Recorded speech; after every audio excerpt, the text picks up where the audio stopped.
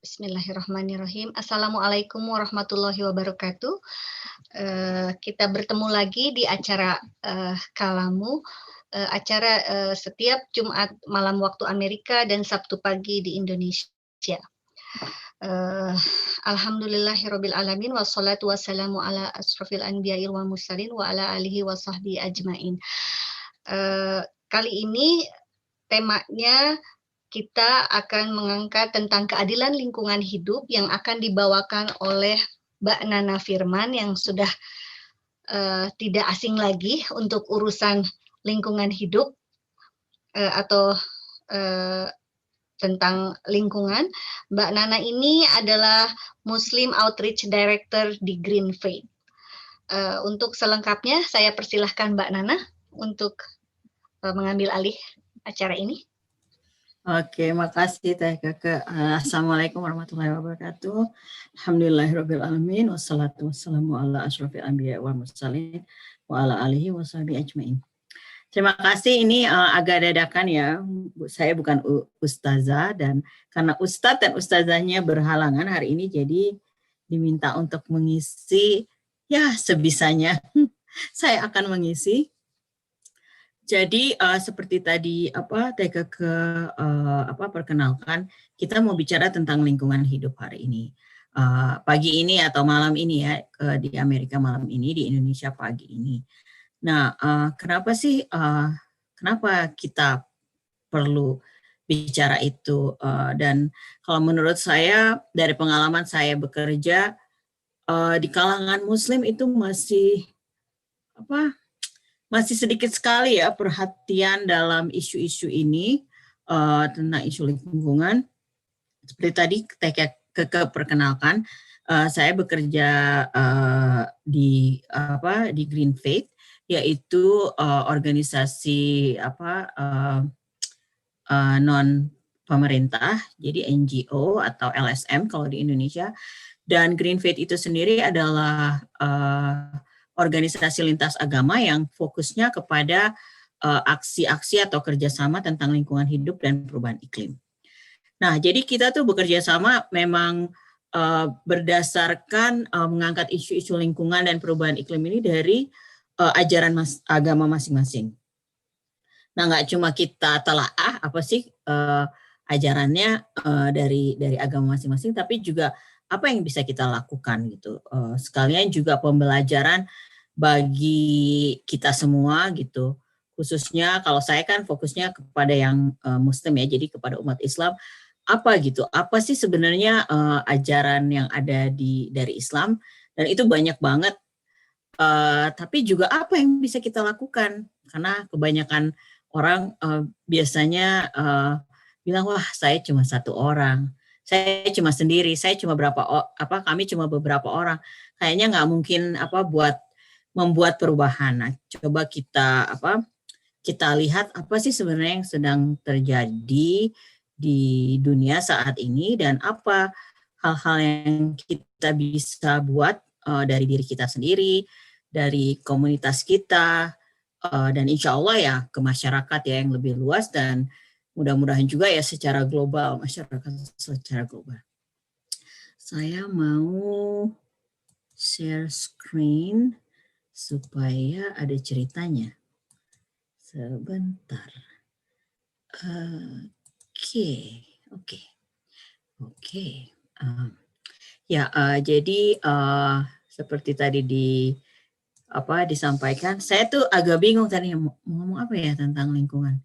Ya, oke lah, environmental justice kalau atau ecological justice biasanya suka disebut seperti itu dalam bahasa Inggris. Kalau kita terjemahkan jadinya keadilan lingkungan hidup. Nah, apa yang dimaksud dengan keadilan? Sebenarnya yang akan saya bahas sih lebih ke arah keseimbangan. Nah, kalau sebagai Muslim kita pasti lihat dari apa sih yang diajarkan dalam Islam. Mungkin mundur sedikit ke belakang. Jadi pengalaman saya pribadi. Nah, saya sebenarnya background akademiknya adalah desain.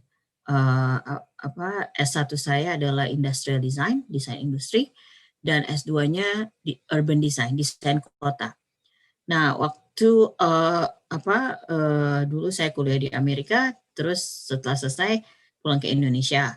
Saya bekerja di konsultan desain kota, perancangan kota ya. Jadi buat desain kota dan segala macam gitu. Nah, waktu terjadi tsunami, gempa dan tsunami di Aceh akhir tahun 2004, di awal 2005 itu saya diajak oleh WWF Indonesia, yaitu organisasi konservasi alam yang terbesar ya di dunia secara global, untuk ikutan jadi tim scoping namanya. Jadi itu memantau, meninjau, nanti memberikan usulan kepada WWF apa sih yang mereka bisa lakukan. Waktu itu rencananya hanya 4 bulan, tapi akhirnya saya nyangkut jadi 4 tahun. Nah, di 4 tahun itu ternyata saya tuh diminta untuk leading ya, untuk leading dari programnya. Nah, program itu sendiri waktu itu adalah fokus kepada rekonstruksi dan rehabilitasi, karena kan habis gempa dan tsunami. Nah, karena saya kerja di organisasi konservasi alam, tentu banyak jargon-jargon tentang konservasi alam ya, misalnya sustainability, keberlanjutan gitu, jadi konservasi. Nah, misi kita adalah membuat green reconstruction, jadi rekonstruksi hijau atau rekonstruksi yang ramah lingkungan. Ya udah, oke, walaupun akan sangat sulit kan karena kondisinya sangat minimum sekali. Nah, ketika itu ya saya biasa, maksudnya udah pede ya, maksudnya oh ya konservasi alam, pokoknya semuanya harus green, semuanya harus ramah lingkungan. Ternyata enggak, di masyarakat mereka justru bilang, loh ngapain sih suruh menjaga hutan, rehabilitasi pantai, menanam. Orang kita tuh keluarga kami tuh baru hilang semuanya, nggak tahu, terus yang meninggal, rumah kami udah hanyut, nggak tahu di mana. Masa disuruh mikirin alam gitu. Aduh, saya udah frustasi banget ya, hampir 1 tahun tuh frustasi. Gimana sih caranya mengajak masyarakat untuk ya kita membangun kembali, tapi membangun kembalinya harus yang lebih baik gitu. Nah, ini ada hubungannya nanti dengan COVID-19 ini. Nah, waktu itu kita kampanyenya namanya Building Back Better. Sekarang kan juga ya, jadi membangun kembali lebih baik. Nah, terus ada teman yang bilang, kenapa? Kan karena di Aceh kan pakai syariat Islam, terus orangnya secara budaya lebih dekat kepada Islam. Terus ada teman yang bilang, kenapa nggak dari Islam gitu? Coba deh cari dari Islam. Terus saya pikir, dari Islam? Really? Terus ya udah, jadi mulai buka-buka dari hadis, dari sirahnya Rasul, terus dari ayat-ayat Quran ya, ternyata banyak banget gitu yang selama ini tuh. Jadi sebelum itu tuh saya just take it for granted ya, maksudnya kayak ya udahlah gitu, maksudnya nggak pernah dipikirin gitu hubungannya. Dan saya coba gitu, jadi misalnya menanam aja kan. Kan kita ada salah satunya programnya itu adalah rehabilitasi pantai, di mana kita menanam kembali gitu bakau atau cemara laut dan lain-lain. Itu kan tadinya ogah-ogahan, tapi ya udah dipakai hadis yang kalau besok kiamat ada bibit di tanganmu harus ditanam. Nah, itu kan kiamat kecil ya kalau gempa dan tsunami itu, ya udah kita menanam. Dan jadi ternyata orang-orang itu ketika saya mengangkat hadis, mengajak mereka tapi dengan referensinya hadis, mereka bilang, oh iya memang itu dalam agama diajar begitu. Oke lah, kita akan mengerjakan gitu, karena itu kan hadis ya. Jadi kayak memakai weapon gitu ya, punya senjata. Dan terus saya baru kayak wow, ternyata orang tuh bisa lebih, mereka tergugah ketika kita itu mendekati dengan apa yang mereka yang dear to them ya, sesuatu yang sangat mereka hormati, sangat mereka junjung gitu.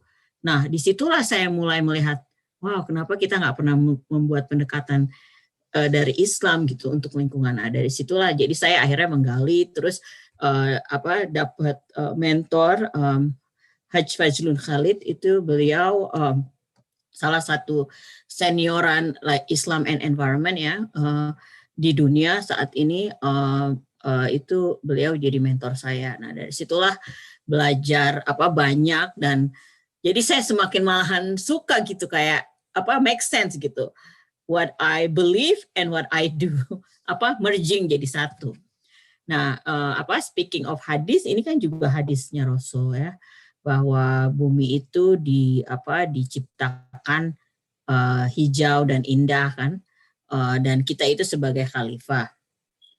Tapi kalau kita lihat apa sih maksudnya sebagai khalifah di muka bumi? Pasti sih kalau kita orang Islam semuanya udah sering dengar deh kata-kata khalifah. Tapi kalau waktu saya growing up gitu ya, masih kecil, khalifah itu selalu difokuskannya kepada kepemimpinan gitu. Padahal kan juga khalifah di muka bumi itu kan artinya kita taking care ya, menjaga bumi. Nah, kalau berbicara tentang menjaga bumi, tentang keadilan lingkungan, kita nggak bisa lepas dari mengenal apa itu yang namanya ecological footprint atau jejak ekologis. Nah, jejak ekologis ini pasti kita ada, karena ketika kita hidup di muka bumi kan kita pasti menggunakan sumber daya alam, dan itu ada jejak-jejaknya yang kita dari hal-hal yang kita gunakan. Jadi misalnya kalau dilihat di gambar ini ada beberapa contohnya, misalnya kita perlu energi kan untuk bergerak, walaupun sekarang mungkin nggak begitu banyak karena COVID-19 kita banyak lockdown di rumah, nggak terlalu banyak bergerak, tapi tetap energi kita gunakan gitu. Kayak sekarang kan kita berkomunikasi menggunakan energi juga. Terus untuk perumahan gitu ya, permukiman, terus juga kebutuhan-kebutuhan lain yang yang menggunakan kayu, terus juga makanan, terus sumber-sumber daya lainnya. Nah, semua ini kan berasal dari sumber-sumbernya yang kita ambil. Nah, itu apakah kita pernah memikirkan itu gitu? Berapa banyak yang kita ambil dan berapa banyak sebenarnya alam, berapa cepat sebenarnya alam itu bisa memproduksi kembali. Jangan-jangan kita lebih cepat ngabisinnya daripada alam bisa memproduksi kembali. Nah, itulah yang namanya ecological footprint. Sementara kalau kita lihat di dunia saat ini, rata-rata penduduk bumi itu manusianya tinggal di kota-kota besar atau di kota ya. Kota, jadi masyarakat urban. Udah jarang sekali yang tinggal di pedesaan gitu, dan di perkampungan atau di rural area. Jadi kebanyakan tuh di urban, dan karena saya backgroundnya urban design, ini kita bicara penting banget waktu tahun 2007 itu ketika 50% penduduk bumi itu tinggal di kota, dan itu sampai sekarang ya sudah jadi semakin naik ya, nggak semakin turun, semakin banyak. Jadi diprediksi nanti ke depan malahan semua orang akan tinggal di kota. Nah, ini sekarang yang tahun 2018 kemarin yang terakhir, data terakhir ini juga semakin naik yang tinggal di urban di berbagai belahan bumi, khususnya di negara-negara berkembang. Jadi Asia dan Afrika itu kemungkinan orang-orangnya akan tinggal di kota. Mereka lebih cenderung akan memenuhi perkotaan. Nah, kenapa memangnya kalau dampaknya kalau kita tinggal di kota? Kan nggak masalah. Nah, permasalahannya sumber-sumber daya alam itu diproduksi di daerah rural gitu ya, di luar kota. Masyarakat kota itu lebih kepada konsumtif. Jadi mereka pengguna, tapi mereka tidak memproduksi. Nah, kita bisa lihat aja dari misalnya sumber daya pangan ya. Kan pangan kan didatangkan ke kota. Nah, gimana kalau misalnya kita bicara perubahan iklim, terus akan mengganggu produksi pangan di dunia, sehingga kita juga akan terganggu juga pasokannya ke masyarakat perkotaan. Nah, ini di sini ada definisinya sih, ecological footprint, bisa di Google juga sih. Sebenarnya itu berapa banyak lahan, terus air, terus berapa lama yang dibutuhkan untuk mereproduksi lagi gitu suatu sumber daya alam. Nah, saat ini kita sebenarnya di dunia sudah mengkonsumsi lebih dari kapasitas bumi itu sendiri. Jadi ini kita sebenarnya udah hutang ke generasi yang generasi ke depan. Karena kita udah mengambil lebih banyak gitu daripada yang sebenarnya alam itu bisa memproduksi ulang, mereproduksi ulang ya. Jadi kalau rata-rata di dunia saat ini kita sudah mengkonsumsi 1,5 bumi. Sementara kan bumi kita kan cuma 1. Gitu. Jadi itulah apakah kita adil kepada satu sama lain, dan 1,5 bumi itu kan dirata-ratakan. Tapi sebenarnya nggak sama sih dari setiap negara. Nah, sebentar coba. Nggak masuk ya. Saya mau liatin tadinya tuh ada apa? Ini. Ini misalnya, ini tuh ada yang per negara ya. Itu bisa di Google ecological footprint setiap negara, terus setiap manusia individu per negara itu lain lagi cara ngitungnya. Dan itu menarik gitu. Kita bisa ada juga kayak quiz-quiz berapa sih sebenarnya dari sehari-hari aja kehidupan kita, berapa sih sebenarnya kebutuhan bumi saya gitu dalam saya hidup. Nih kalau rata-rata orang yang tinggal, kalau di Amerika, kalau semua orang di dunia hidup dengan gaya hidup orang Amerika, kita perlu 5 bumi. Terus kalau Australia 4 bumi dan seterusnya gitu. Nah, coba masyarakat di Afrika dia mungkin 0,0000001 bumi. Apakah itu adil gitu? Kalau kita lihat dari situ aja, kita bisa lihat itu udah nggak adil ya. Nah, kalau kita lihat juga dari sebenarnya apa sih dari mana itu gitu hitungnya. Nah, itu ada hitung-hitungannya gitu. Jadi berapa sih sebenarnya ya lahan yang dibutuhkan untuk produksi pangan misalnya. Terus juga berapa lama gitu produksinya. Dan berapa banyak sebenarnya yang bisa kita ambil, di mana kita memberikan juga waktu untuk alam itu sendiri mereproduksi lagi. Nah ini juga menarik ya, misalnya berapa sih luasan lahan yang diperlukan untuk misalnya produksi daging sapi gitu. Jadi kayak ternak sapi itu memerlukan banyak lahan, terus ini dari lahannya ya gitu. Jadi kita bisa lihat nih yang sebelah kiri kan macam-macam, misalnya ada buat ayam terus juga misalnya sayuran atau juga buah-buahan atau kacang-kacangan ya. Jadi ada macam-macam itu, dan itu menarik sekali kalau kita bisa lihat.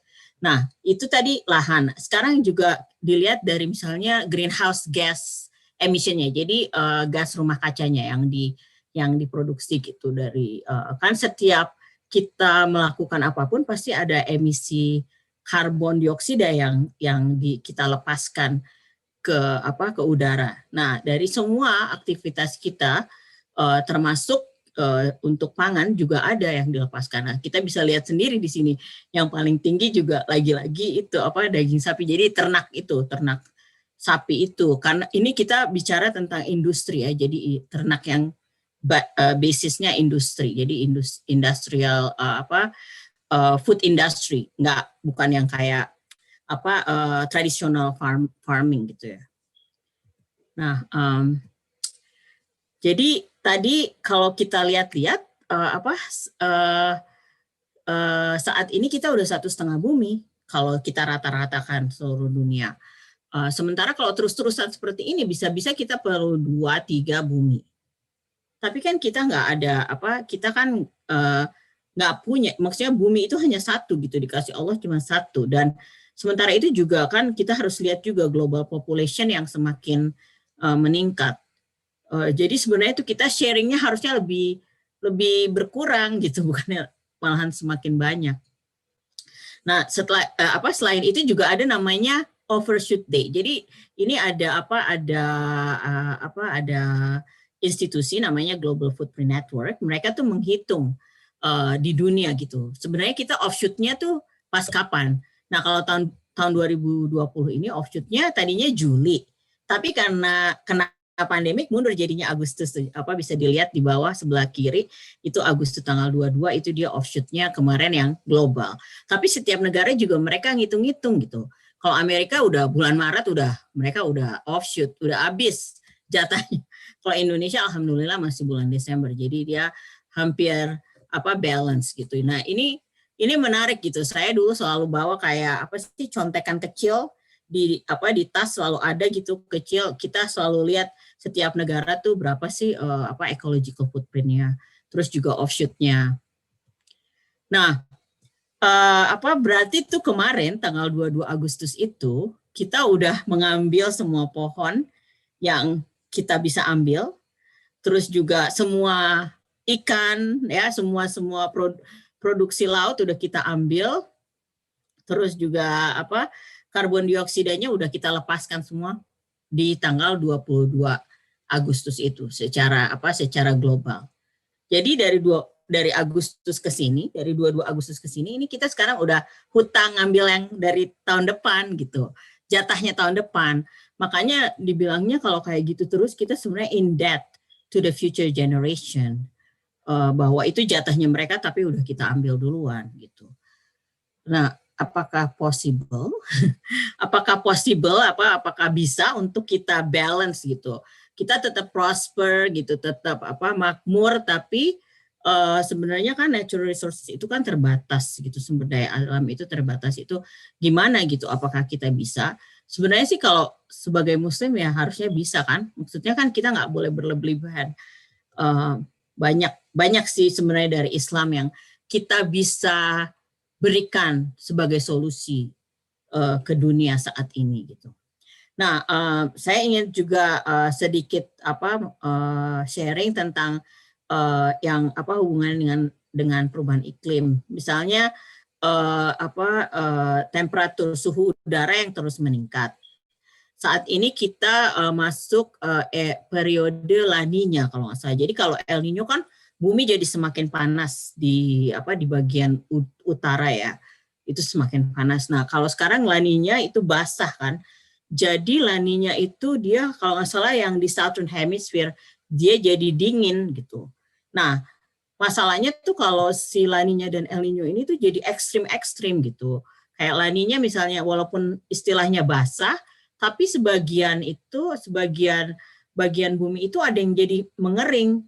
Jadi dia seperti moisturnya itu diambil ke bagian lain, sehingga dia akan ekstrim kering gitu. Kemudian juga climate change ya, climate crisis ini yang kayaknya udah jadi pembicaraan di mana-mana, dan kondisinya tuh kita semakin buruk ya, dari hari ke hari, dari tahun ke tahun kita semakin buruk. Dan kalau berhubungan dengan US election ini, pemilu di Amerika, kita jadi lihat nanti kan kesepakatan dari perubahan iklim itu ada namanya Kesepakatan Paris tahun 2015, di mana hampir 200 negara di dunia sepakat kita akan membuat perubahan. Nah harusnya tahun ini, 5 tahun kemudian 2020, setiap negara itu mengajukan apa sih komitmen mereka gitu. Tapi karena lagi COVID dibatalkan pertemuannya di Skotlandia, dan akan diundur jadi tahun depan. Nah itu berarti 1 tahun ya dapat ekstra negara-negara untuk bagaimana komitmen mereka itu untuk mengurangi gas rumah kacanya, emisi gas rumah kacanya. Dari nanti saya juga mungkin bicara sedikit. Nah tentang apa itu gas rumah kaca, dan kalau kita lihat ini kan dampak-dampaknya kalau bicara tentang perubahan iklim, mungkin saya mundur sedikit. Jadi gas rumah kaca itu dia seperti selimut yang menyelubungi bumi kita supaya bumi kita tuh hangat. Nah selimutnya itu terdiri dari gas-gas ini gitu. Ada metana, ada karbon dioksida dan lain-lain. Nah, tapi yang paling besar sekitar 75% itu adalah karbon dioksida. Makanya jadi dia sangat menentukan. Nah, sebenarnya kalau untuk hangat itu apa itu sebenarnya pas karena kan supaya bumi kita hangat gitu untuk kita diami. However dari aktivitas kita yang banyak menggunakan energi fosil, di mana energi fosil itu ketika kita gunakan dia melepaskan karbon dioksida, gas karbon dioksida ke udara. Nah, itulah yang disebut emisi karbon dioksida. Nah, semakin banyak kita lakukan itu, semakin dia bertambah dan bertambah gas itu, selimutnya itu semakin tebal di bumi, sehingga dia bukannya bikin hangat tapi bikin panas gitu. Jadi bukannya hangat tapi panas gitu. Jadi kayak kebablasan. Dan selain itu juga pohon adalah satu-satunya makhluk yang diciptakan Allah di mana bisa mengabsorpsi dari karbon dioksida itu, gas karbon dioksida. Nah, sayangnya hutan-hutan di muka bumi, terutama hutan tropis, itu dibabatin kan untuk atas nama pembangunan. Nah, ketika si mesin absorpsi ini, pohon-pohon dari hutan-hutan itu kita babat, otomatis karbon dioksidanya lepas ke udara, semakin mempertebal lagi selimut itu. Nah, itulah yang dibilang gas rumah kaca itu yang ada macam-macam gas ini, tapi yang paling mayoritasnya adalah karbon dioksida. Sehingga semakin panas, dan itulah yang mengacaukan sistem iklim di bumi, di muka bumi. Itulah yang dimaksud dengan perubahan iklim. Saya sih lebih cenderung bilangnya krisis iklim daripada perubahan iklim, karena kayaknya kata-kata perubahan itu kan perubahan bisa positif dan negatif gitu. Tapi kalau krisis kan berarti kita harus alert ya, harus waspada. Nah, emang kenapa gitu kalau misalnya bumi makin panas? Kan oke. Ternyata enggak gitu. Kalau misalnya bumi makin panas, mungkin bagi kita 1 derajat Celcius apa sih nggak ngaruh gitu ya. Tapi bagi bumi ngaruh. Karena 1 derajat aja itu udah bisa mengacaukan sistem pangan. Untuk sistem pangan ya. Jadi pertanian itu akan kacau dari 1 derajat aja. Kemudian juga sistem air, sirkulasi air itu juga akan itu juga berpengaruh. Juga ekosistem lainnya. Dan kalau kita lihat mungkin kalau kita sih manusia 1-2 derajat naik kita tinggal pakai kipas angin atau pakai AC. Tapi kalau misalnya hewan-hewan nggak bisa seperti itu. Kayak misalnya orangutan di Indonesia itu sangat sensitif. Mereka kalau naik temperatur 0,5 derajat atau 1 derajat, mereka kehilangan kehilangan pangannya gitu. Jadi insek kan, mereka makan inseknya nggak ada, akhirnya mereka nggak makan, akhirnya mereka mati. Jadi lama-lama punah gitu kalau misalnya pangannya nggak ada.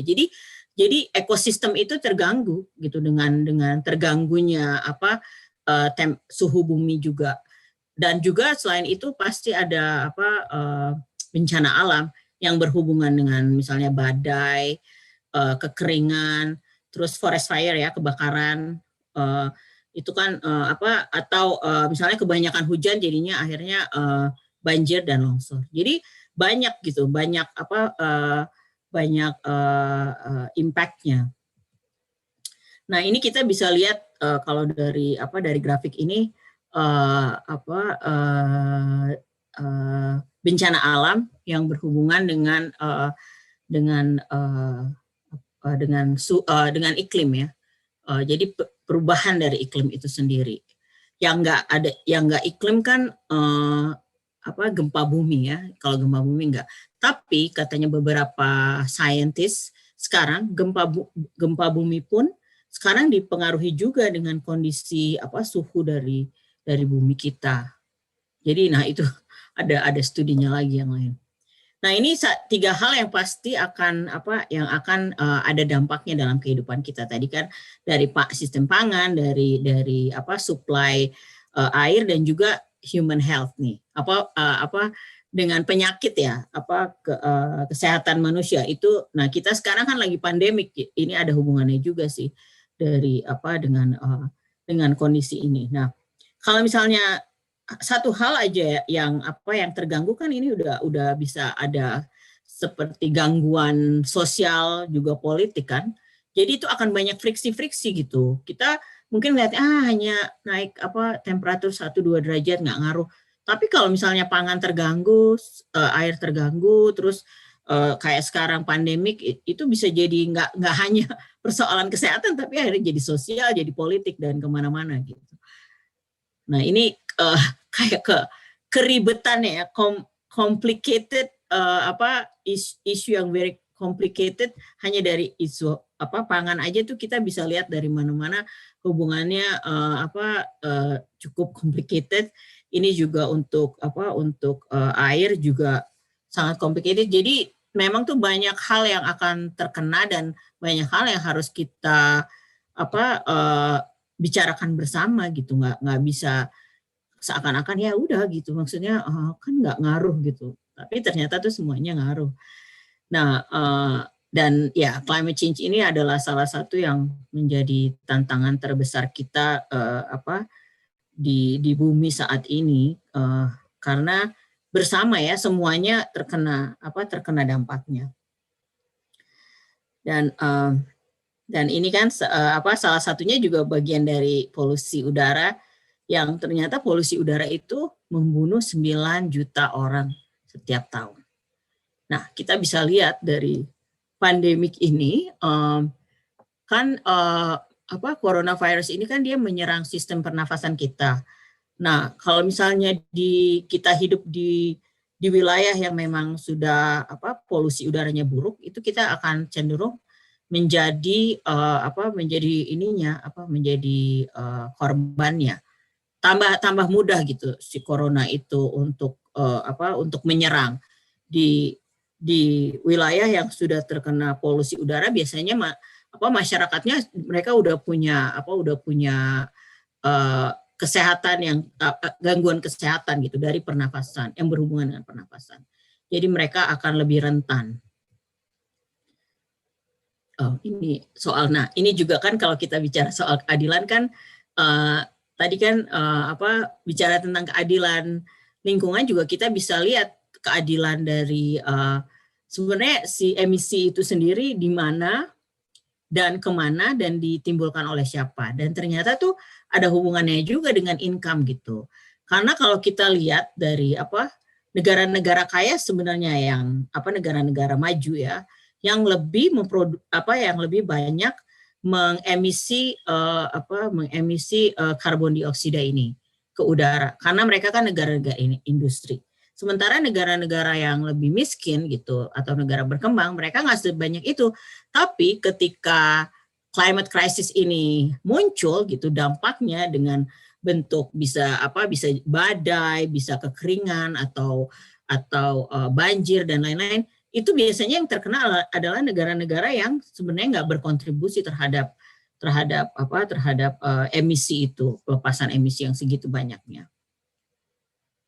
Ini juga kita bisa lihat dari misalnya setiap negara, dari beberapa negara ya, ini hanya mengambil contoh supaya punya perbandingan antara yang negara maju terus negara berkembang itu seberapa gitu. Kalau kita lihat kan di bawah tuh Indonesia masih dikit banget. Amerika kita bisa panjang gitu. Kadang-kadang tuh kalau bikin grafik yang negara maju udah sampai ke atas gitu, bikin grafiknya juga susah karena jomplang sekali gitu.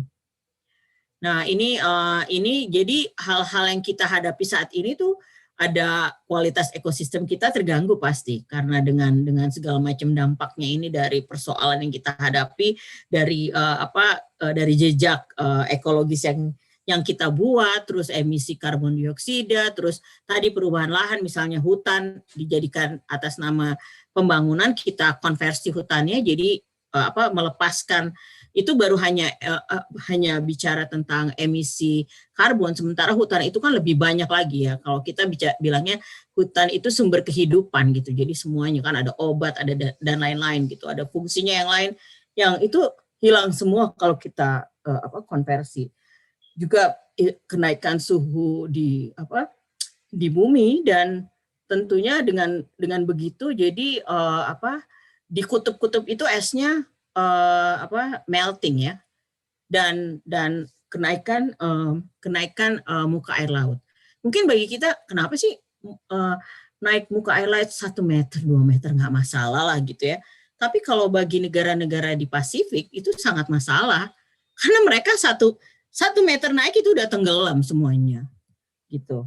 Nah, kalau kita lihat kenapa kita harus peduli, karena ternyata populasi Muslim di dunia itu juga tinggal di wilayah yang kebanyakan adalah akan rentan gitu mendapatkan dampak. Kalau kita di Indonesia kan kita negara kepulauan, kita akan banyak gitu dapat dampaknya dari kenaikan suhu air laut, terus kekeringan, kebakaran, kebanjiran, tanah longsor dan lain-lain. Jadi itu banyak, terus gagal panen itu banyak gitu. Jadi dan kalau saudara-saudara Muslim kita yang lain, mereka tuh kebanyakan misalnya di wilayah yang ini ya di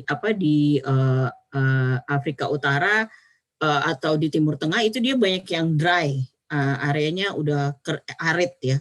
Nah, mereka aja memang udah arid dengan kondisi yang sekarang bisa tambah arid lagi, tambah kering lagi, tambah nggak bisa memproduksi pangan. Misalnya kalau kita lihat kayak Somalia, Ethiopia kan mereka selalu masalah tentang pangan kan, karena selalu gagal panen di situ karena udah nggak mungkin gitu untuk pangan.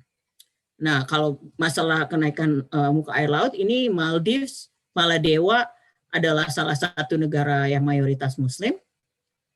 Ini adalah negara yang diprediksi yang pertama kali akan tenggelam kalau muka air lautnya naik terus gitu.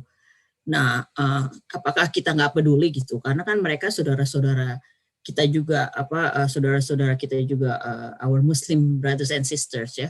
Dan kemana mereka harus pergi? Mereka akan jadi climate refugee. Jadi berapa tahun yang lalu itu perdana menterinya buat rapat kabinet di bawah laut gitu. Jadi mereka pakai scuba diving ke bawah laut, terus diliput sama beberapa media. Dia mau bikin membuat statement bahwa kalau orang nggak peduli ya udah kita akan tinggal di bawah laut aja gitu. Karena mereka kan negara yang diprediksi pertama kali akan hilang gitu dari muka bumi. Dan mereka lagi nyari wilayah di mana mereka bisa bedol desa satu negara pindah gitu, cari lahan. Apakah itu mungkin gitu? Nanti ini baru satu negara, nanti kalau ada negara pulau lain yang begitu juga bagaimana? Atau yang kebakaran atau yang kena banjir. Nah, jadi climate refugee ini, atau saya senang bilangnya climigration, biar lebih keren, itu memang diprediksi kalau dengan kenaikan muka air laut ini sangat konservatif. Kalau naik 1 meter diprediksi 100 juta orang yang akan menjadi pengungsi. 2 meter 200 juta orang. Jadi tapi ini masih konservatif angkanya. Karena kan saintis biasanya mereka senangnya pakai angkanya konservatif. Padahal pada kenyataannya mungkin akan lebih banyak gitu. Sekarang aja kita udah punya climate refugee di mana-mana gitu, banyak padahal belum katanya belum peak-nya gitu. Tapi kita udah punya di mana-mana. Nah, ini kan ini jadi ada kampanyenya namanya 1.5 to stay alive. Jadi 1.5 itu maksimum yang kita bisa naik itu hanya 1,5 derajat Celcius. Di Paris Agreement itu, di kesepakatan Paris itu dibilangnya di bawah 2 derajat gitu. Walaupun karena kan itu biasanya kalau government itu mereka nggak mau terlalu turun gitu. Maksudnya takut nggak bisa mencapai, jadi dia mau memakai kata-katanya maksimum 2 derajat. Padahal yang kita harus itu kita harus kita dorong itu adalah 1,5 derajat aja, karena itu masih bisa gitu, masih bisa ada kehidupan, terus hewan-hewan masih bisa hidup, tumbuhan masih bisa hidup. Tapi kalau udah cenderung ke arah 2 derajat itu banyak yang akan hilang gitu, yang akan punah. Nah, itu yang kita ingin hindari. Saat ini sih kita udah naik terus gitu, jadi kita harus turun. Nah, untuk turun ini kita berarti harus menurunkan emisi kita 7,6% setiap tahun. Tapi apakah itu mungkin? Nah, ini dia gitu yang Nah, tarik ulurnya tuh di sana. Ketika kalau kita bicara di kayak forum-forum internasional itu kayak kesepakatan Paris itu 20 tahunan, ya sekitar 20 tahunan itu dia negosiasinya. Jadi begitu mereka sepakat di 2015 itu kan susah banget berarti hampir 20 tahun gitu negosiasi, bayangin hampir 200 negara kan, siapa mau ngapain gitu. Nah, jadi ketika Amerika bilang, Donald Trump bilang dia mau mundur, Amerika mau cabut gitu ya dari kesepakatan Paris, itu ya bikin semua orang pada panik karena kan Amerika yang paling terbanyak gitu menyumbang emisi di dunia gitu. Jadi kalau mereka aja nggak peduli, terus gimana gitu yang lain. Nah, ini ayat surat Ar-Rum yang kayaknya udah jadi semakin top banget nih sejak COVID-19. Tapi ini tuh sebenarnya kalau kita teman-teman Muslim yang climate activist, kita bilangnya ini adalah ayat climate change. Kita kayak untuk menjelaskan climate change itu di sini gitu, di ayat ini gitu, karena kayak global warming itu kalau dilihat dari definisinya IPCC itu Intergovernmental Panel on Climate Change, itu dia terdiri dari para saintis di dunia, itu dari seluruh dunia. Mereka tuh bilang kalau definisinya bahwa dari gas-gas rumah kaca itu adalah anthropogenic. Jadi anthropogenic itu dari yang diproduksi oleh manusia gitu. Jadi dipengaruhi oleh manusia. Jadi gas-gas yang bukan natural gitu. Nah, kalau kita lihat dari ayat ini kan juga kan, jadi maksudnya manusia sendiri yang merusak alamnya gitu.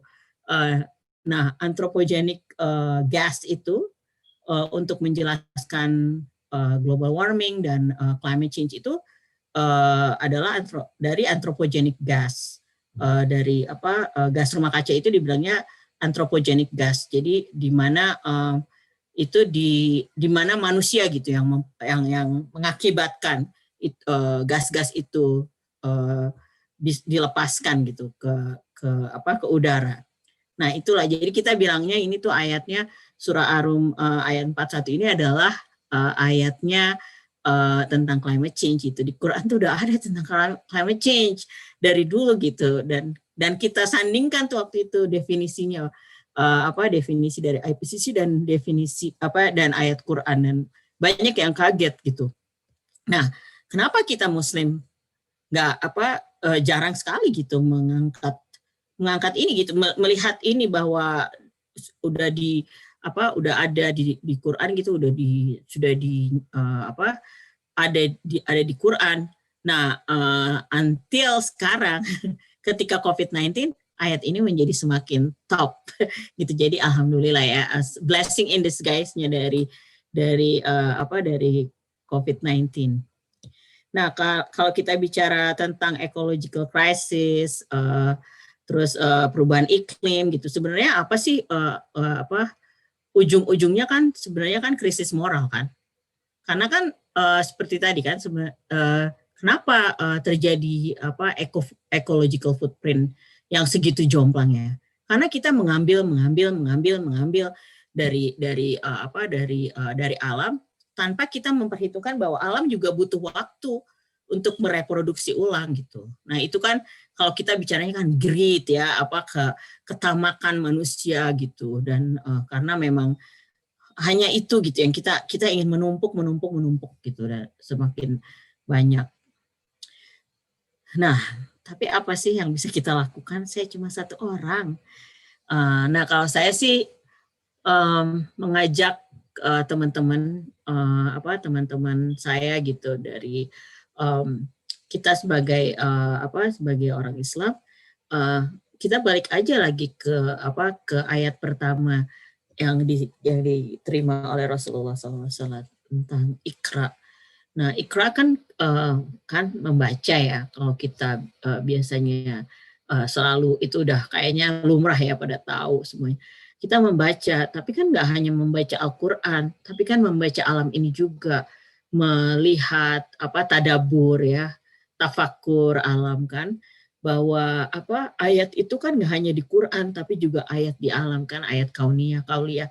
Nah itu menurut saya kayaknya harus kita tekankan lagi gitu, bagaimana menghubungkan antara ayat di Quran dan ayat di alam gitu, sehingga tuh sama seiring sejalan gitu. Itu adalah bagian dari ayat-ayat Allah yang sama-sama harus kita respect. Nah, salah satunya tuh saya mendorong kayak worship in nature, kayak bagaimana sih kalau kita misalnya, bagaimana kita juga ibadah di alam supaya kita bisa lebih membangun kembali gitu hubungan kita dengan alam. Mungkin karena tadi kan yang di depan, karena kita lebih banyak kayak di dunia ini orang lebih tinggal di urban.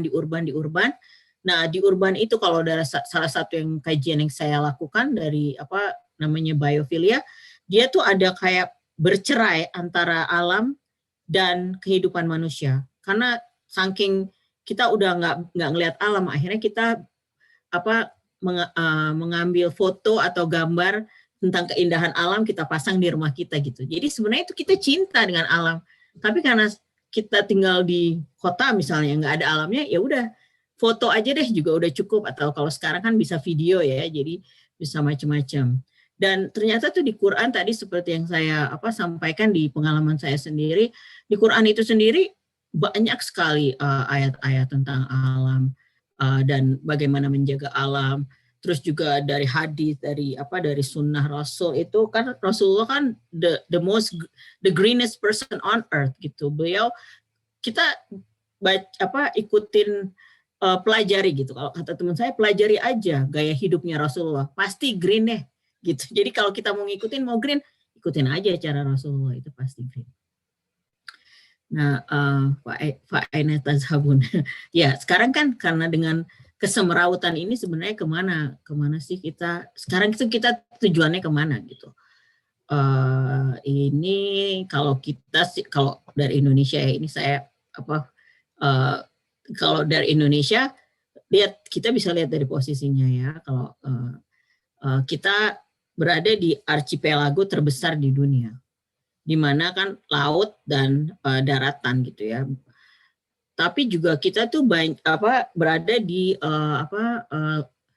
pertumbukan lempeng-lempeng, sehingga kita sangat rentan terhadap gempa. Namun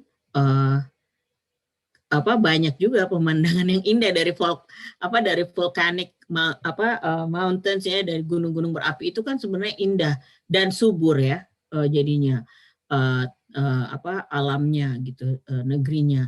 Dan kadang-kadang ini yang suka kita lupa, bahwa Indonesia itu adalah negara dengan keragaman hayati yang tertinggi di dunia. Jadi kalau daratan, nomor 1 itu keragaman hayati adalah Brazil, karena dengan Amazonnya ya, dia keragaman hayatinya banyak. Indonesia nomor 2 daratan. Tapi kalau untuk lautan, untuk laut, kita nomor 1. Jadi kita laut 1 tambah darat 2, ya udah kita namanya mega biodiversity gitu. Nah, padahal tuh kita cuma 1% lah dari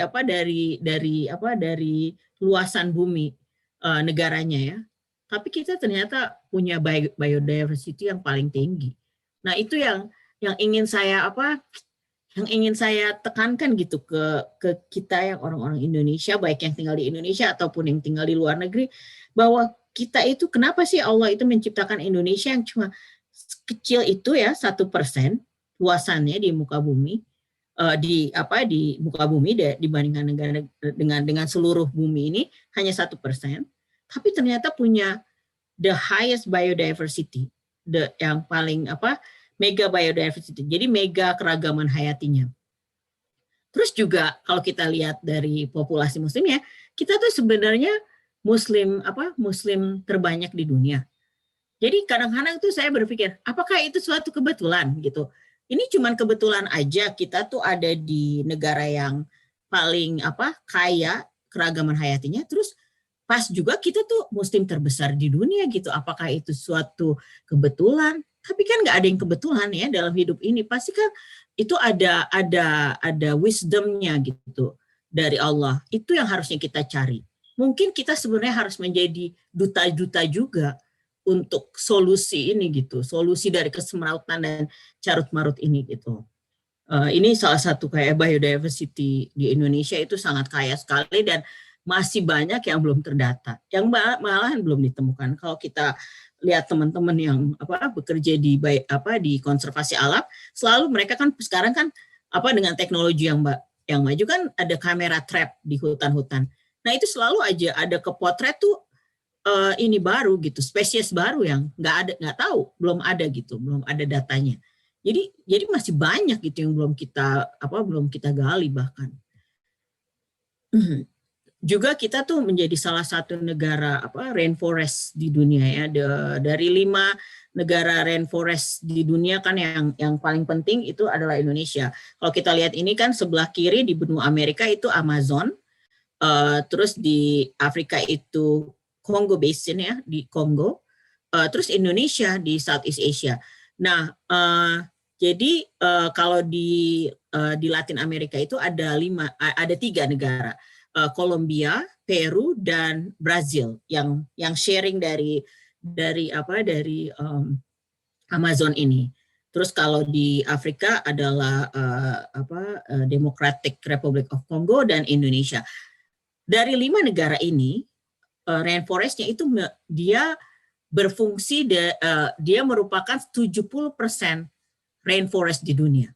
Cuma dari 5 negara ini 70% rainforest di dunia. Nah kalau misalnya 5 negara ini bisa menjaga rainforestnya, insya Allah kita bagus gitu ya, paru-paru buminya. Tapi kalau enggak, ya udah jomplang lagi.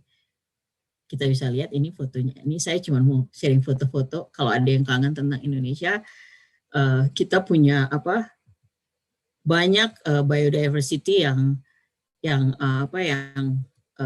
kita punya memang kaya sekali, dan juga Indonesia berada di Coral Triangle, yaitu di mana itu paling salah satu tempat lautnya yang kaya akan keragaman hayati. Jadi dia tempat ikan-ikan itu berspawning ya, pemijahan ikan. Pemijahan ikan itu di dunia cuma ada 2 katanya, di Coral Triangle ini sama di Caribbean Sea. Tapi yang paling besar adalah ini di Coral Triangle ini gitu. Jadi semuanya tuh ikan-ikan itu spawning ya, dia kawin dan bertelur di daerah ini gitu. Nah, kita bayangkan itu bisa dilihat di peta ini, Indonesia cukup luasan Coral Triangle-nya kebanyakan di Laut Indonesia. Nah, jadi kita lihat sekarang kita nih sebenarnya lagi dalam persimpangan jalan, dan apakah itu possible buat kita tetap bisa jadi kita tetap hidup dengan prosper tapi dengan limited resources ya.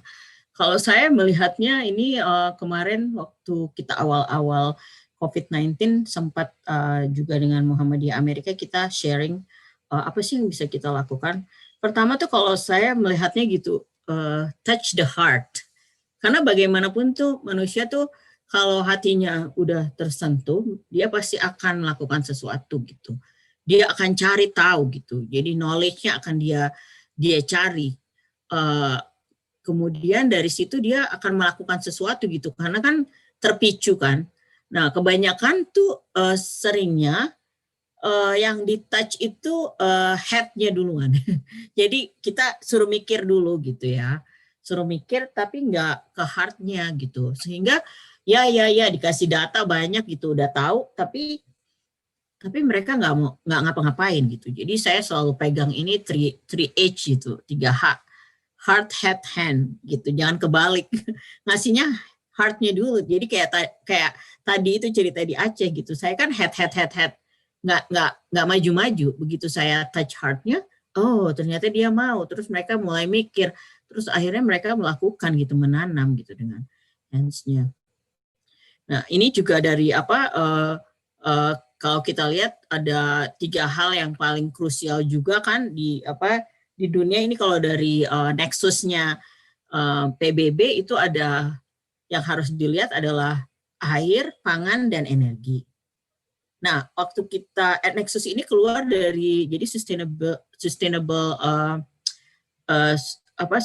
guidelines untuk sustainable development guidelines-nya PBB yang keluar beberapa tahun yang lalu, kalau nggak salah 2014. Nah, mereka kan menekankan di air, pangan, dan energi. Sementara kita ingat bahwa Rasulullah juga udah mengingatkan di hadis bahwa ada 3 hal yang dimana kita sebagai komunitas manusia itu harusnya sharing: air, api kan energi, dan tempat ternak,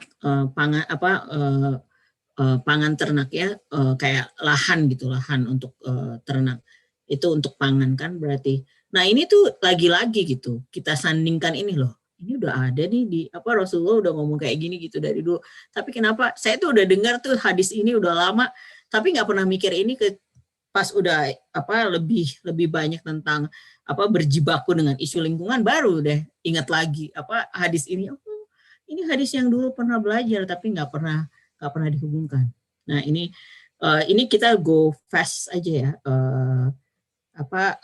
Air krisis di dunia saat ini. Banyak orang di dunia masih belum punya akses air bersih. Ini hanya data-data. Kemudian bagaimana air itu digunakan di dunia, kebanyakan di agriculture, untuk pangan lagi. Jadi kita harus berpikir juga gitu, kayak setiap makanan yang kita makan, semua produksi pangan itu pasti dia membutuhkan air banyak. Dan ini ayat-ayat di Quran ada beberapa tentang air. Kemudian juga konservasi air kan, kayak seperti di kalau wudhu nggak boleh israf ya, buang air. Ini by the way fotonya saya ambil dari Alhambra di Andalusia di Spanyol. Yang ini dibangun jadi sistem airnya dibangun oleh ketika Islam Andalusia ya, ketika kaum muslimin di sana, dan masih dipakai sampai sekarang gitu. Jadi mereka masih berfungsi sampai sekarang, Masya Allah. Udah berapa tuh lebih dari 10 abad kan, mungkin sekitar 15 abad masih berfungsi sampai sekarang. Jadi suami saya selalu ngingetin harus pakai gambar ini katanya biar kita ingat selalu bahwa kaum muslimin selalu ingat bahwa ini adalah kontribusi kaum muslimin pada saat itu dalam sistem air ya, sistem pengairan yang sangat terkenal sekali di Andalusia. Nah itu masih berfungsi sampai sekarang. Ini ikutin wudhu yang ala Rasulullah itu, harusnya bikin wudhu challenge untuk misalnya anak-anak itu dibikin wudhu challenge ini dengan cara eco wudhu. Eco wudhu itu sebenarnya sih sunnah wudhu. Yang kalau orang-orang kalau di Maroko itu dia hanya satu gayung itu loh buat wudhu semuanya. Untuk semuanya. Saya dulu nggak percaya kayak gitu, karena kan kita di Indonesia banyak air, jadi nggak pernah memikirkan bagaimana sih hemat air. Ternyata wudhu itu nggak perlu banyak-banyak ya airnya. Saya kalau wudhu sampai kayak mandi gitu, basah kemana-mana gitu. Nah itu kan sebenarnya nggak boleh kan, israf itu. Jadi ini bikin wudhu challenge. Kita coba di San Diego di sekolah Islam itu junior high, jadi SMP. Mereka senang banget karena kan mereka harus sholat zuhur di sekolah. Nah itu jadi kita bikin wudhu challenge dengan pakai botol kecil. Semuanya siapa yang bisa wudhu pakai satu. Jadi mereka kayak have fun gitu ya, sekalian kan belajar wudhu ala Rasulullah, tapi juga mengingatkan mereka bahwa kita nggak boleh buang-buang air, jadi harus hemat air, dan challenge ya, dibikin fun. Ini tentang hujan juga air. Nah, selain itu juga kalau bicara tentang air, kepangan tadi juga kita lihat bahwa di dunia karena dari kondisi temperatur ya, suhu bumi dan juga iklim yang semakin tidak menentu, akan banyak terjadi kerentanan pangan. Nah, jadi atau bisa gagal panen, bisa kurang gitu. Jadi bisa macam-macam karena kan tadi ya bisa kekeringan, terus bisa kebanjiran, bisa juga karena tadi karena suhunya jomplang gitu ya, semakin nggak jelas akhirnya ada pest ya, maksudnya ada berbagai penyakit terhadap pangan terhadap produk-produk pertanian itu sendiri, akhirnya gagal panen lagi gitu. Jadi sehingga ini salah satu yang dikhawatirkan adalah kegagalan panen. Sementara sebenarnya tuh kita tuh cukup loh pangan di dunia ini kalau kita memang distribusinya terjamin ya. Kayak ini tadi ini bicara tentang bagaimana distribusi itu yang sebenarnya kacau di dunia ini adalah distribusi pangan itu sendiri. Nah, kalau kita lihat ini banyak orang di muka bumi saat ini masih nggak makan gitu. Jadi dia masih akses pangan aja tuh nggak ada gitu. Sementara kan kalau ada hadisnya Rasulullah yang bilang kalau misalnya kamu nggak bukan Muslim kalau pergi tidur tapi tetangganya dengan perut kosong atau kelaparan gitu. Nah, konsep tetangga kan katanya kalau dalam Islam kan 40 pintu, kata suami saya, 40 pintu ke kanan, 40 pintu ke kiri. Tapi saya bilang lah, sekarang sih tetangga saya itu bisa ada di belahan bumi yang lain. Kayak kita aja sekarang berbicara seperti ini kan kita bisa ada di mana-mana gitu. Tetangga gitu sekarang konsepnya tuh udah global, tetangga global. Kemudian selain kita punya food scarcity ya, kerentanan pangan, kita juga punya ini pangan yang kebuang-buang ini loh, gitu. Jadi food waste itu tuh real, ada nggak cuma di negara maju, di negara berkembang pun ada. Jadi di mana-mana ada food waste. Indonesia kalau nggak salah saya 2 tahun yang lalu ya atau ya kita food waste nomor 2 atau nomor 3 di dunia. Itu sangat sangat ini ya menyedihkan banget gitu, karena kan kita belum kaya banget, terus kita muslimnya itu lah yang saya suka malu, itu kita negara mayoritas muslim tapi kita food waste banyak kan, padahal itu kan nggak boleh ya maksudnya. Nah ini masih tentang pangan untuk konsumsi lokal dan musiman, pangan musiman.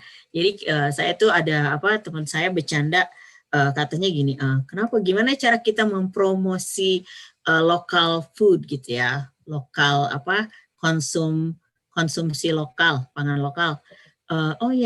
Gini aja, Rasulullah itu tuh nggak pernah makan makanan import loh, selalu makanannya lokal, terus pada musimnya gitu. Jadi nggak pernah yang import. Terus teman saya joke, oh ya Rasulullah tuh kan nggak pernah minum susu import gitu katanya. Jadi sebenarnya kalau kita bicara pangan lokal atau yang pada musimnya itu ya sebenarnya ngikutin sunnah. Lagi-lagi kalau mau gaya hidup green ya ikutin sunnah. Terus ini kan yang terkenal kalau makan setengah sepertiga ya di ruangan perut kita itu ada buat air, buat makanan dan buat udara gitu. Jadi nggak kebanyakan makan. Ini by the way saya mau nanya, TKK ini kita waktunya udah berapa lama ya? Saya nggak ngeliatin jam. Iya, udah jam 8:15 mungkin. Ini namanya? Ya tadi saya mau tanya kira-kira berapa ini, mungkin ada pertanyaan gitu dari para pemirsa. Oke. Mungkin saya sih bisa aja ini sebenarnya soalnya ininya panjang, makanya karena nggak tahu tuh kita mau seberapa banyak. Tadi kan pangan ya, jadi mungkin saya habisin yang pangan aja ya. Jadi kalau pangan itu tadi sendiri, selain kita tadi kan bagaimana kita makan, terus juga misalnya kalau ada sisa-sisa itu membuat kompos ya kalau yang organik. Jadi cerita kompos ini mungkin terakhir, jadi sebelum kita tuh ini ada ceritanya nih, dulu ke Portland mungkin Mbak Vanda kali ya waktu itu ada ya di pengajiannya. Jadi saya lagi ke Portland, visiting teman di sana. Terus lagi di rumahnya itu dia kayak cerita aja gitu ya, kayak aduh ini nih apa di Portland nih disuruh sekarang harus kompos bikin repot aja gitu ya. Terus saya bilang, oh bagus dong, itu kan sesuai dengan kita sebagai Muslim. Ih cocok banget itu. Terus teman saya itu kaget gitu karena kan dia sangat Islam yang taat. Terus dia bilang, apa maksudnya? Apa composting sama Islam? Apa hubungannya composting sama Muslim? Terus saya bilang, oh iya composting itu kan sebenarnya adalah apa sampah organik. Kalau dia dibuang begitu aja, dia akan meng-create gas metana ya, yang dia sebenarnya lebih berbahaya untuk kesehatan kita, gas metana itu. Tapi kalau kita kompos dan kita jadikan pupuk, itu sebenarnya jadi makanannya si apa sih makhluk-makhluk Allah yang kecil-kecil itu gitu. Mungkin bagi kita itu apa kulit-kulit, misalnya kulit pisang, kulit apa lagi, kulit buah atau apa potongan-potongan sayuran, bagi kita itu sih nggak penting ya. Itu cuma sampah aja. Tapi ternyata bagi makhluk-makhluk itu adalah makanannya gitu. Nah, saya bilang bukannya itu kita memberikan juga apa sih berkah kita kepada kepada makhluk-makhluk Allah yang lainnya. Nah, saya jelasin kayak gitu terus dia bilang ini, kamu bisa nggak ngasih halakah ke masjid? And I was like no, saya cuma datang visit, cuman mau visit, nggak mau presentasi, nggak mau ngomong ke mana-mana. Akhirnya dia telepon ke masjid gitu, ada sister halakah, dia bilang, sister, ini my sister lagi di sini, dia ngomongin tentang kompos. Katanya kalau orang Islam itu sesuai dengan kita. Terus dia bilang, oh ya udah, bisa nggak datang untuk ngasih halakah? Jadi jadi itulah saya kayak apa sih cabutan gitu, kayak ditembak suruh ngisi green halakah namanya dia. Jadi itu saya jelasin. Nah ternyata saat itu memang di Portland, di Oregon, itu dia baru peraturannya baru waktu itu kayak household harus harus kompos di rumah gitu masing-masing. Nah itu banyak yang pada ibu-ibu tuh pada sister-sister itu pada komplain karena katanya aduh nambah-nambahin kerjaan, ini kan harus ngurus anak, ngurus ini bikin kerjaan. Jadi mereka tuh semuanya pada nggak suka gitu, kayaknya beban. Tapi pas saya jelasin bahwa ini adalah sebenarnya ini sesuai dengan Islam karena kan kita menjaga alam, jadi nggak gas metananya nggak kelepas, terus kita kumpulkan si kompos itu dan kita jadikan pupuk itu kan di mana si makhluk-makhluk Allah yang kecil itu justru makanin ya, itu yang sampah-sampah pangan kita gitu. Nah terus mereka bilang oh iya juga ya benar, oh ya udah sekarang kita mau kompos karena Allah said so, bukan karena wali kotanya yang bilang gitu. Jadi lagi-lagi gitu dari pengalaman saya ternyata tuh memang kita tuh harus kenain heart-nya dulu gitu loh. Apa sih yang close to their heart gitu. Kalau misalnya dia Muslim, close to their heart adalah ajaran Islam dari Quran, Allah said this, Allah said that, or Rasulullah bilang begini, terus Rasulullah ngajarin sunahnya begini, itu yang mereka lebih dekat. Nah mungkin memang kita harusnya tuh pendekatan dari isu-isu lingkungan ini kalau kepada kaum muslimin itu pendekatan dari itu tadi dari ajaran Islam. Dan bagi kita yang orang Islam kalau kita sudah menjalankan mempraktekkan gitu ya lebih care kepada lingkungan, lebih peduli, itu mungkin kita juga bisa menyampaikan ke orang lain gitu. Itu kalau saya lihat adalah bagian dari dari dakwah kita juga, bahwa Islam itu adalah memberikan solusi gitu dari kecarut-marutan kecarut-marutan lingkungan saat ini gitu. Dan dari beberapa pengalaman saya setiap saya sharing ini, tahun lalu saya sharing di tempatnya Teh Keke nih, itu banyak yang non Muslim justru mereka bilang, oh I've never know that Islam has so much about environment, karena mereka nggak pernah dengar. Nah itu adalah tugas kita sebagai ambasador ya, duta-duta.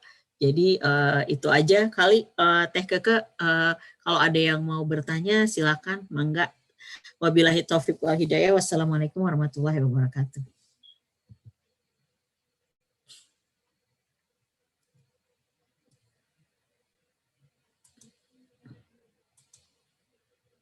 Oh, Teh Kakak masih mute. Oh ya, lupa. Terima kasih Mbak Nana, jazakallah khair atas pencerahannya. Dan kita sekarang kasih kesempatan kepada para pemirsa, kalau ada yang mau bertanya mungkin bisa langsung bertanya atau mau bisa menuliskan di chat. Saya belum melihat ada yang bisa bantu mungkin di yang Facebook, siapa tahu ada yang juga bertanya. Itu bisa dilihat. Tapi untuk sementara ini silahkan yang mau bertanya dulu di forum ini bisa unmute atau bisa menuliskan pertanyaan di chat-nya.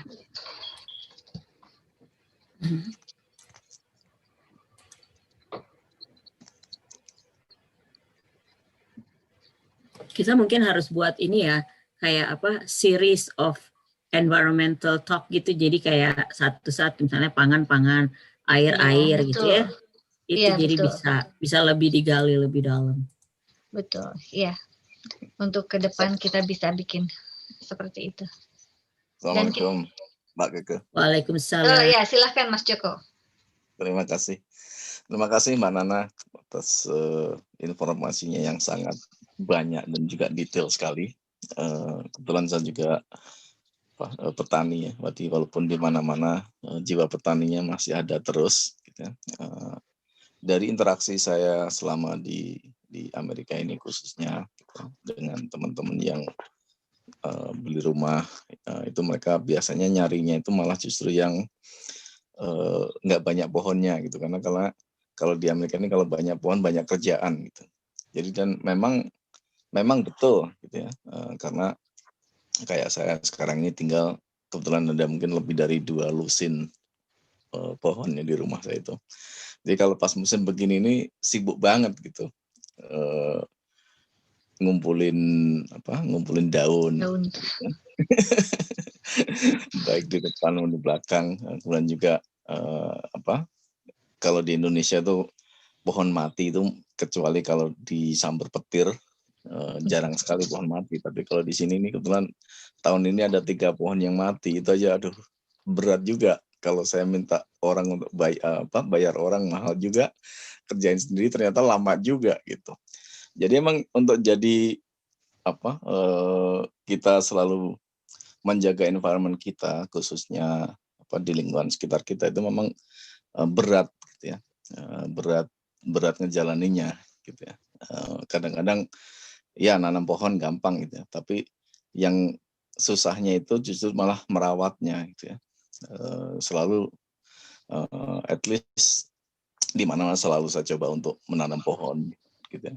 Tapi memang awalnya seneng gitu ya, masih kecil-kecil, tapi begitu udah gede itu jadi repot. Tapi memang evolusinya ketika banyak pohon itu alhamdulillah pagi-pagi gitu saya keluar rumah itu suara burung itu menghibur sekali gitu, karena di sekitar rumah saya itu ada ratusan burung tiap hari. Ya kayak berasa di di alam bebas bener gitu. Apalagi kalau kita mau juga kasih makan burung, itu burung banyak yang datang. Bukan cuma burung aja, malah bajing-bajing pun juga banyak gitu ya. Nah, yang saya tanya tuh mengenai iklim ini. Di Indonesia ini kan sekarang, khususnya di Indonesia itu ya, dari informasi yang saya dapat dari kampung itu selalu sekarang ini curah hujannya berkurangnya banyak sekali gitu ya. Kemudian kalau dulu zaman saya masih kecil itu kita bisa tanam padi itu setahun 4 kali, sekarang bisa 2 kali aja udah hebat gitu. Pengairan pun juga yang dulu dari pabrik-pabrik itu juga sudah berkurang. Air dari tanah pun juga sudah susah sekali di ini, padahal kita ini kan lautannya luas gitu ya, tapi nyari airnya juga susah gitu. Nah, kira-kira kalau dari pengalaman Mbak Nana itu bagaimana membuat ekosistem itu kembali seperti ya at least kayak dulu gitu ya, gampang, airnya gampang, nggak perlu pakai diesel untuk nyari air gitu ya. Airnya bisa datang sendiri baik curah hujan maupun dari aliran sungai gitu. Itu yang pertama. Yang kedua, mengenai hama gitu. Makin lama hama khususnya tikus itu makin banyak sekali gitu. Jadi sepertinya ada yang nggak balance, karena tikusnya jumlahnya itu udah mungkin kayak jutaan gitu, karena tiap hari itu mulai dari awal musim sampai dengan mau panen gitu, itu mereka masih uring-uringan dengan tikus. Tiap hari bisa dapat ratusan gitu. Nah ini sebenarnya apa yang hilang gitu di Indonesia khususnya, sehingga komunitas tikus ini makin banyak gitu, melebihi jumlah komunitas manusia di kampung gitu. Mungkin itu aja dulu. Terima kasih. Makasih Pak Joko. Ini saya mau share, tadi itu kan saya sebenarnya masih banyak ya sudah itu. Ini tadi ini yang Pak Joko bilang ini nih, menanam pohon kan ada hadisnya. Emang jadi makanya banyak burung-burung di rumahnya kalau banyak pohon, karena kan itu kan menanam pohon kan sedekah ya. Kalau bagi kita kata Rasul, kalau untuk untuk kaum muslimin menanam pohon itu sedekah, karena siapapun yang dapat manfaatnya itu hitungannya sedekah. Nah, kita biasanya kalau nanam, saya juga gitu ya, nanam mikirnya tuh buat manusia, maksudnya nanam buah apa, nanti kan ada buahnya, mangga apa gitu, jeruk gitu. Tapi terus kita lupa bahwa sebenarnya burung-burung itu juga dia memanfaatkan kan dari pohon-pohon yang kita tanam itu, kemudian juga serangga-serangga yang lain. Jadi hal-hal yang seperti itu tuh kita kadang-kadang lupa gitu, bahwa si burung atau binatang-binatang lainnya, hewan-hewan lainnya, atau insek gitu ya, serangga-serangga itu kan juga makhluk Allah gitu. Jadi mereka itu sebenarnya keluarga kita juga. Ada ayatnya kan ya di Quran yang bilang mereka itu kan komunitas ya, juga seperti kita gitu, seperti kita manusia. Itu yang kadang-kadang mungkin kita kelupaan, suka kelupaan gitu, bahwa mereka itu adalah bagian dari komunitas kita. Ini yang saya mau bicara, pertama yang tentang air. Air itu memang sih kalau kita lihat nih ya dari perubahan iklim ini, tadi kan seperti saya sampaikan, semakin banyak kekeringan di berbagai belahan dunia. Nah, kalau kita melihat dari sistem air itu sendiri, sebenarnya kan kita punya penarik air ya. Jadi tadi saya lupa bahwa pohon itu dia tidak hanya menarik dari menarik karbon dioksida itu dari daunnya, tapi dari akarnya sebenarnya dia penarik air gitu. Pengumpul air gitu istilahnya, pengumpul air. Jadi sebenarnya makin banyak pohon yang ditanam, itu makin banyak gitu air yang tertampung gitu ya, yang terkumpul. Nah, tadi seperti yang saya sampaikan bahwa perubahan lahan itu ya, jadi konversi lahan itu adalah persoalan yang salah satu yang krusial saat ini.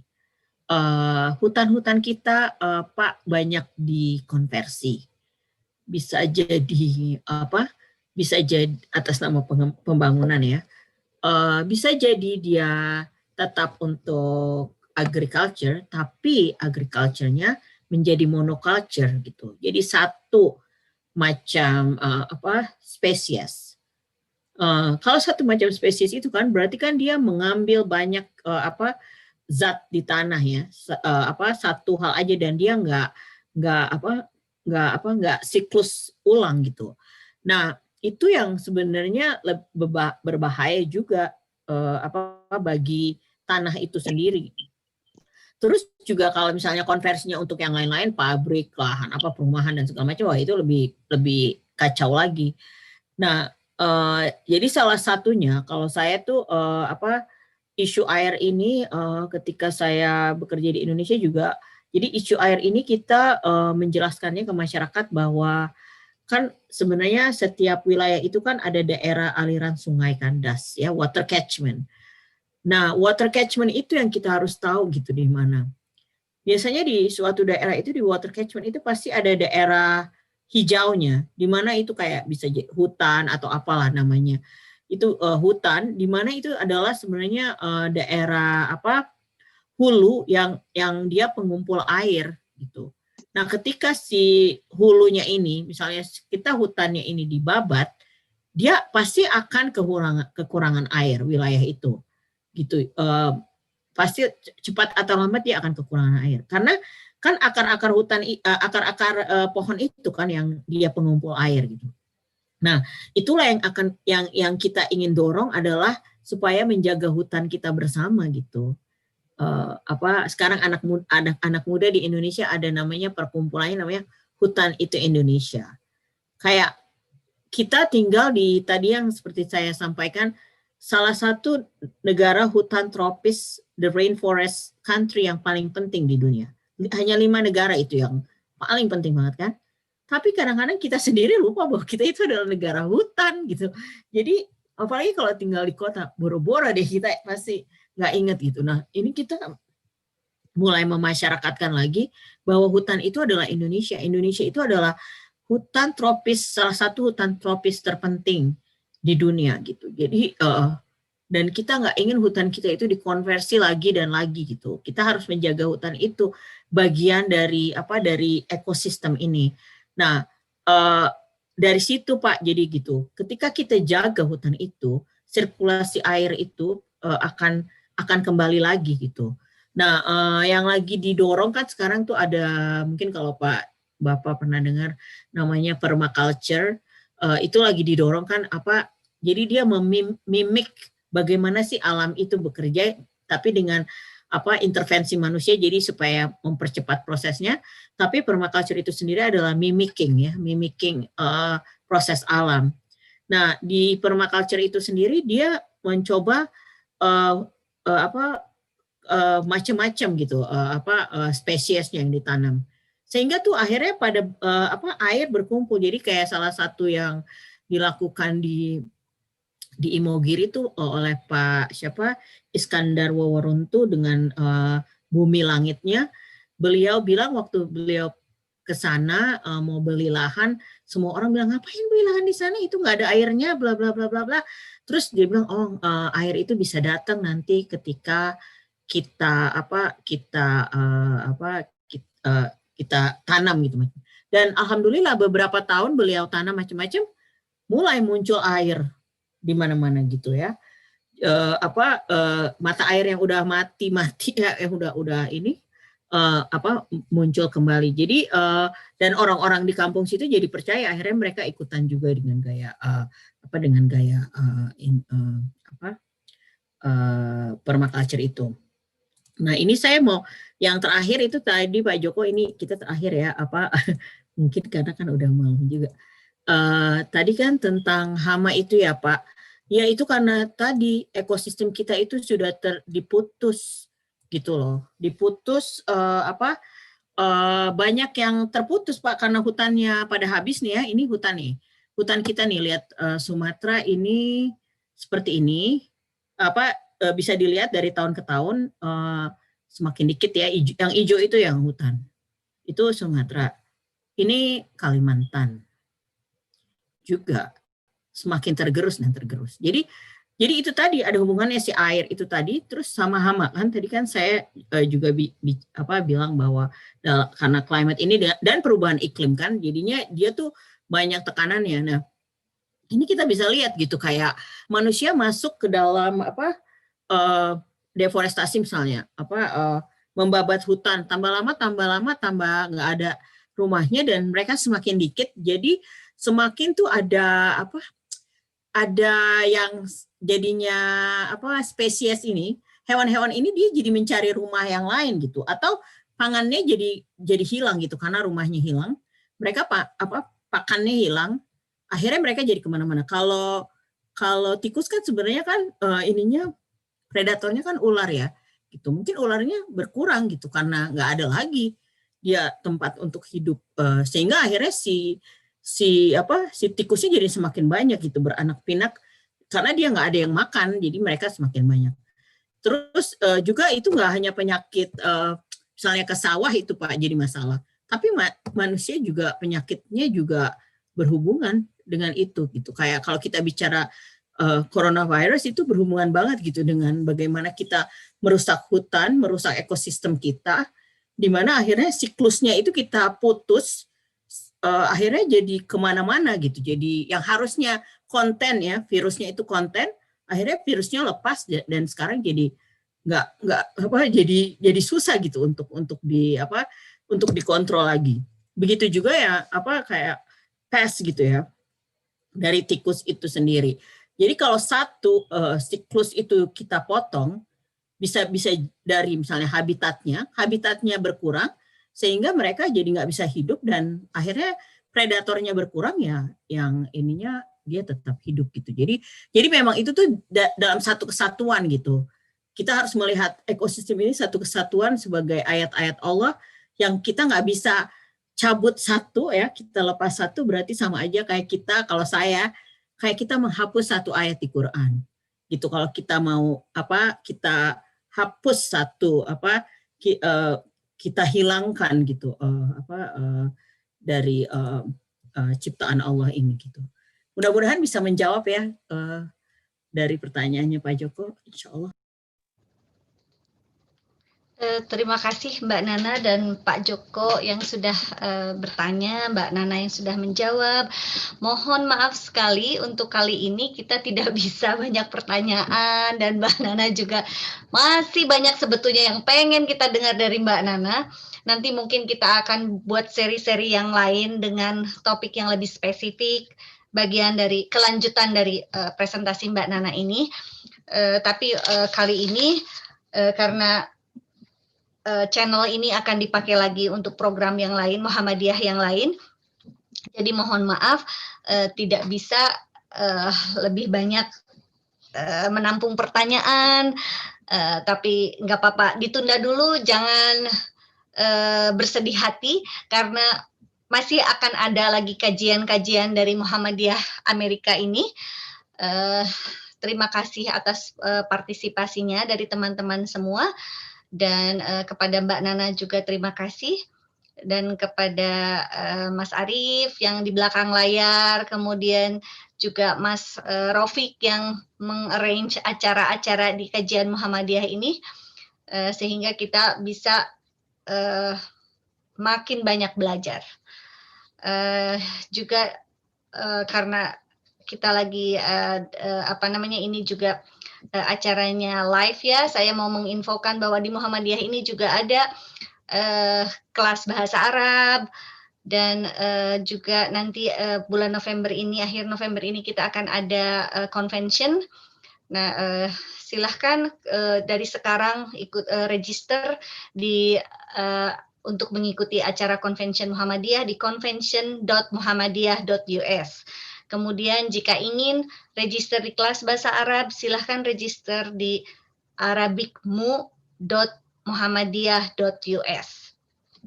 Ya, mungkin itu dari kita tadi, Mbak Nana, intinya pertamanya itu tentang isu keadilan ya dalam lingkungan hidup. Kemudian keadilan lingkungan hidup di mana sebetulnya Mbak Nana ingin lebih prefer keseimbangan lingkungan hidup. Bagaimana orang lebih tergugah untuk lebih care terhadap lingkungan dan bumi, dan Mbak Nana tadi menjelaskan juga tentang sebetulnya bumi itu bahwa berdasarkan tadi ya hadis bahwa bumi diciptakan hijau indah dan hubungannya dengan manusia sebagai khalifah di muka bumi ini. Kemudian nah mungkin tadi Mbak Nana juga menyebutkan ternyata sebetulnya sudah ada sumber-sumber di Al-Quran, di hadis yang berhubungan dengan lingkungan hidup ini, tetapi kita selama ini kayak kurang lebih mendalami itu. Nah, semoga dengan kajian ini setidaknya sudah memberikan awalan yang sudah touch heart kita ya, dan sebetulnya ya sudah touch heart, mudah-mudahan touch heart kita, dan juga tadi sebetulnya sudah touch head kita ya, karena dengan knowledge yang sudah di-sharing Mbak Nana ini, semoga menggerakkan kita untuk ke arah aksinya, ke hand-nya ya, seperti itu. Nah, sampai sekarang mungkin kita akhiri dulu kajian Muhammadiyah malam ini, dan kita lanjutkan di minggu yang lain, dan karena kita juga masih ada topik-topik dari yang tentang usul fikih, kemudian kajian kitab Madarij Salikin yang juga mungkin akan kita ikuti. Atas kekurangannya saya mohon maaf. Kemudian terima kasih sekali lagi kepada Mbak Nana, dan mari kita akhiri pertemuan kali ini kita dengan membaca doa akhir majelis. Subhanakallahumma bihamdika asyhadu an la ilaha illa anta astaghfiruka wa atubu ilaik. Assalamualaikum warahmatullahi wabarakatuh. Waalaikumsalam warahmatullahi wabarakatuh. Terima kasih. Assalamualaikum warahmatullahi wabarakatuh. Terima kasih semuanya Mbak Nana. Terima kasih. Kakak. Terima kasih Terima kasih semuanya Mbak Nana, Mbak Keke. Terima kasih sama-sama.